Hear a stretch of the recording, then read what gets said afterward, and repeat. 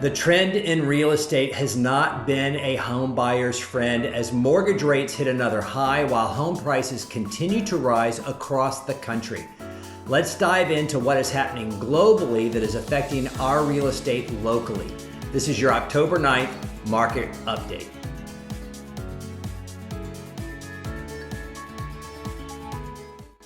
As we pull out the numbers, please forgive the lagging data, but even in today's age of AI and instant gratification, the government still works at a snail's pace.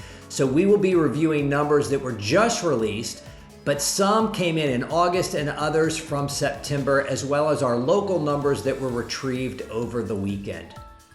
So it's jobs week again, with conflicting evidence from what's called the JOLT survey, which is the job opening and labor turnover survey for August, which beat expectations, which is bad for the bond prices and mortgage rates.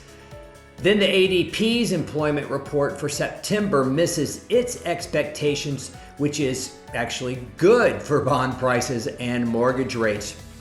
But these are mere preludes to the very important Bureau of Labor Statistics job numbers, which came out this past Friday. And that report showed us that the economy added 336,000 positions in September, which is significantly more than the 170,000 jobs that the Wall Street economists expected, and the unemployment rate remained at 3.8%.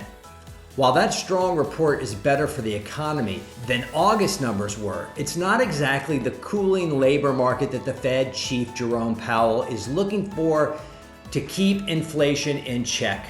The market continues to predict that the Fed will hold rates steady at its next meeting in November.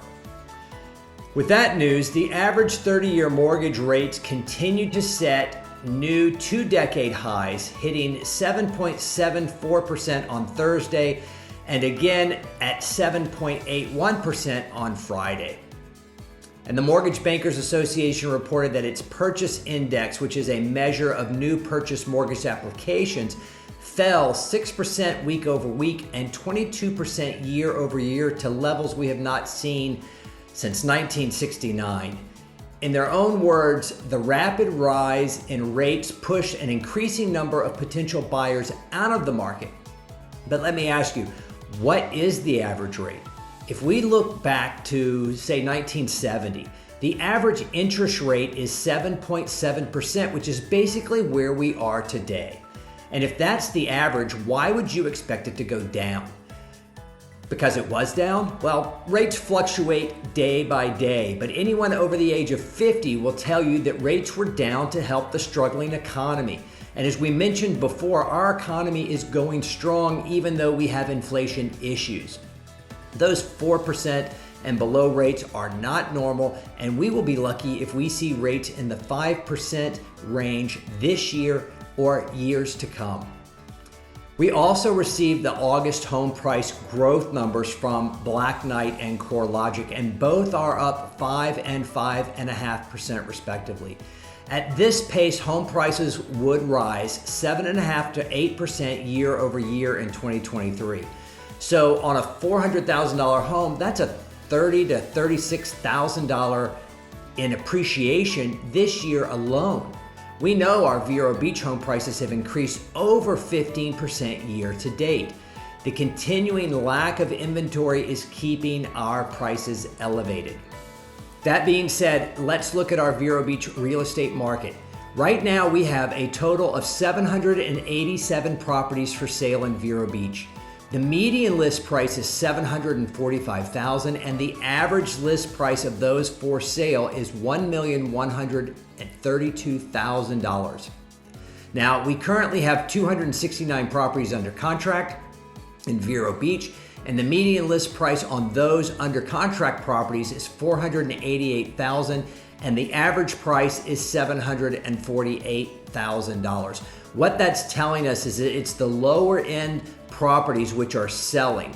We still have prices that range from, in a house, let's say maybe it's $180,000 on the very low end to $20, $30, $40 million on the high end. The average price point is still running higher than the median. It's just that we happen to be selling more properties on the lower end than we are on the higher end this time of year, which is typical. And in the last week, we closed on 28 homes with a median sale price of $406,000 and the average sale price of $629,000. Although September was an unseasonably active month, we are in the slowest time of the year and must remember that as we go into the holiday season and close out 2023. If you have any questions about what we're discussing today or are looking for assistance in buying or selling a home in Vero Beach, Florida, give me a call. I'd love to speak with you and guide you through the process. I'm Tripp Hernandez with Dale Sorensen Real Estate in Vero Beach, Florida. Thanks for watching and have a great week.